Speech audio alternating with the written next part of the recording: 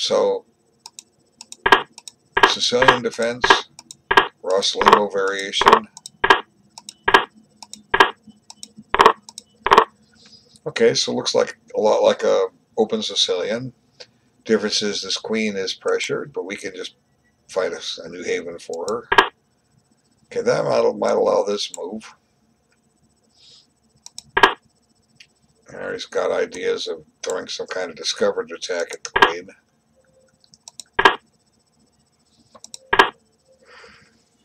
Now this is, in my opinion, too early. I know there's some way you can repeat the position. It's in the Najdorf. The bishop moves and you bring the knight back, and then the bishop goes back. I can't remember the line right off the top of my head, but in the a few years ago when they ran the millionaire chess, it was the second one, the one that Nakamura won. He and his opponent repeated a position something like this, and Maurice Ashley said no early draws, but the problem was that Ashley had overlooked was this was FIDE rating, and FIDE rules are set. You can't come in and change them. Okay, so you couldn't say no early draws. I mean, we admire Ashley for his spirit, but okay, that certainly makes things interesting. So he's saying, you take my bishop, I'll take your queen. If you like this pawn, go ahead. So black needs to stop and think here. 39-24. And good, he did. He took almost 5 minutes and elected to grab the pawn. Now, let's just for the sake of argument, how long did white take on his move? Well, he took about 4.5 minutes. Good job on both of you.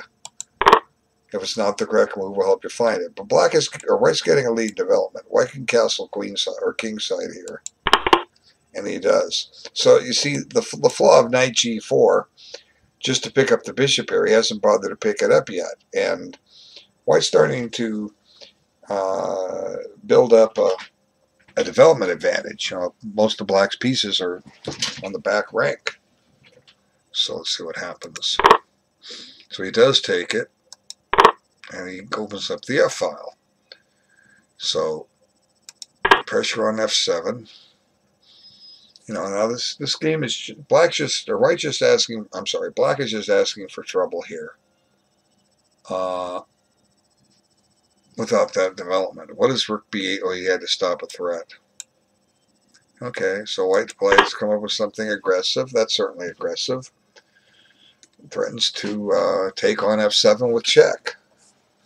Both knights are protected.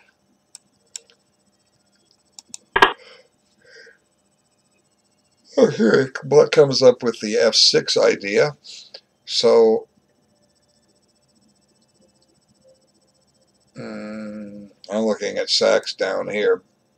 That might just work. Knight takes, pawn takes, queen takes. We hit the rook. Rook goes to g8. We play queen f7 check, and we pick up the rook. Let's see if that's what happened. Check. That's what happened. And black doesn't want any part of that line. Let's just double check that line. And he's dropping that rook. Check.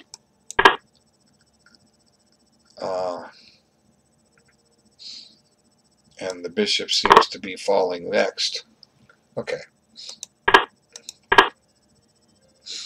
So, here black is kind of sorry he went pawn grabbing. His queen is the only piece in play. White doesn't really have a threat here, but white, does have a development advantage, and the black king is stuck in the center. What's white do? Check. Oh, no, I like that kind of move. Honestly, I didn't see it coming. I can see behind it. The black king is running out of squares. He doesn't have any squares. White, he has to take the knight. Now the question is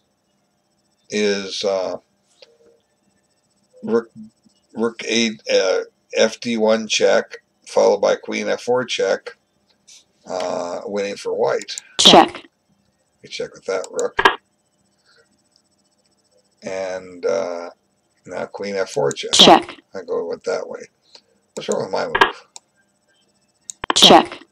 Okay, where does black put his king? Oh, he can play e5 here. Okay, we'll get another check here. Check.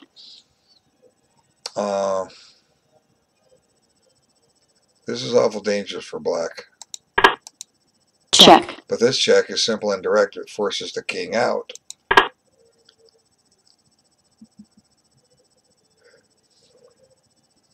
Okay, white to play. Attacks the rook, threatens a check here. Black should probably play e5. If he does. Now how do we get this queen back in play? Put her on here and try to come this way. He does that. Now, I don't know, how does black defend this position? This is tough. Maybe black had to play e6 just to cut the white queen out. Now he can still check on c7 though. That's the problem. Now this position is becoming very strong for white. Check. We just did that check. Apparently that ended the game. Let's see. Yeah, black resigns. Okay. How does black get out of check? He has one legal move here. This is it. Now, how does white continue? He's got a very obvious rook check. That can't be bad. Check. What does black do here?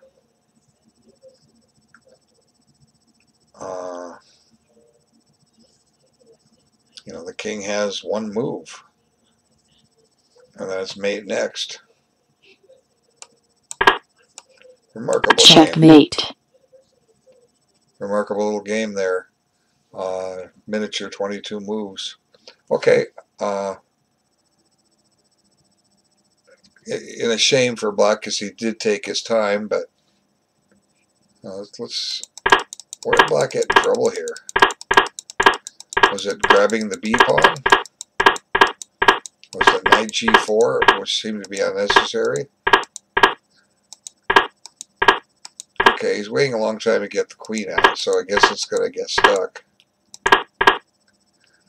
But let's do this. Now, if white wants to protect b2, he can.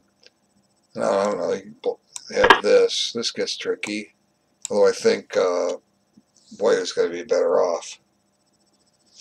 You know, we're going to play knight takes g7 check, followed by bishop h6 if we have to guard that knight. And then we'll shove our a-pawn up the board and try and open up some lines. So let's see. What does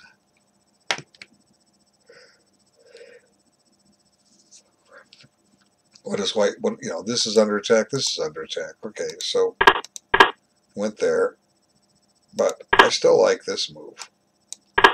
I guess I don't. This is a problem. Okay, so let's play d6.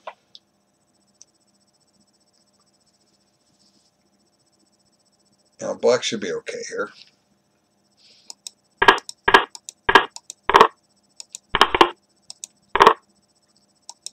Let's just open up lines for white. Check. Check. With that check, those are the kinds of moves you live for. So now, after pawn takes, rook d1 check is coming. Check. Check. Everything's just falling apart. Here comes the king. On the rook, on the c7 square. Defense. Now, let's see, maybe the queen to f7 trying to come back this way. There we go, queen f7. Check. White lost his piece, that knight e6 check. But this is all over. Yeah, black resigned. He's getting mated here, I think. Check. Now, if you put the king here, you have a mate Checkmate. here. So it's going to end in mate for. It's going to end mate for white. Anyway, that was a good game. A good attack by white. Black should have played knight g4 and gone after that b2 pawn. Okay, I'm going to take a little break here, and I'll be back as